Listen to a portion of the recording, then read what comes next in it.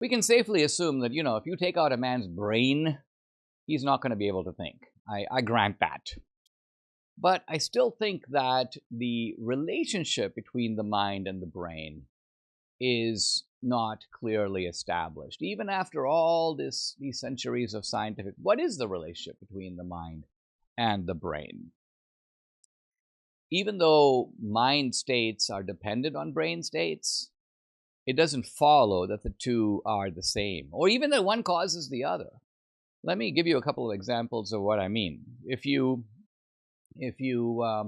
want to listen to Mozart, you might need like the app on your phone, right? So the Apple Music plays Mozart for you. And so without the phone, you don't get the Mozart. You need the phone.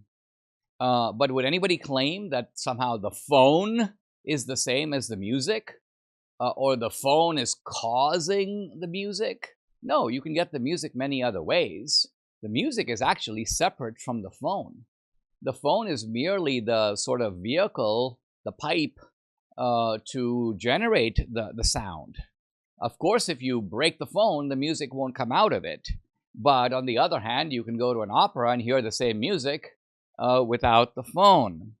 So think of a computer that has software and hardware. Of course, the software is dependent on the hardware. Smash the computer and you knock the software in, it is not going to work. Set the computer on fire and you're not going to be able to use it. The software becomes dysfunctional. But who would claim that the hardware, quote, causes the software? It doesn't. The hardware and the software are actually two different things. That software can be deployed other than in a computer. It can be deployed, for example, in a phone, on a tablet.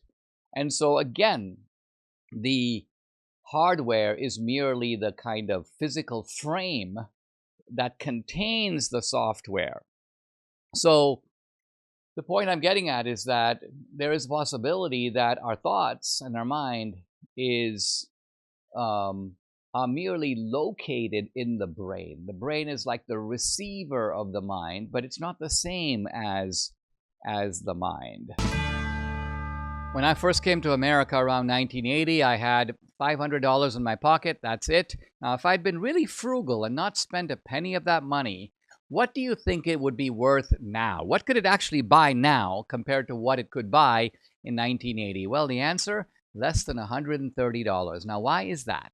Because the US government, through the Fed, is constantly printing money and devaluing your money. When the government prints money, there's more money chasing the same amount of goods and services. So guess what?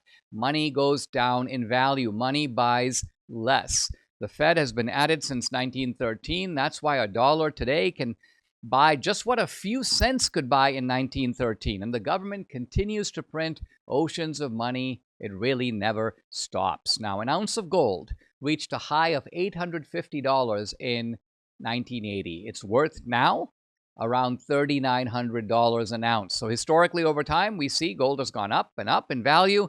Dollars have gone down and down. And what about in the last 12 months? Gold is up over 40%. I believe now is the time to find out how you can diversify your savings with gold and silver. And this is why I've partnered with Goldco. They offer the best customer service for precious metals ownership. They are also the only gold dealer that offers a first-time gold buyer rebate of up to 10% in bonus silver on qualified purchases. There's no better offer out there, so take advantage.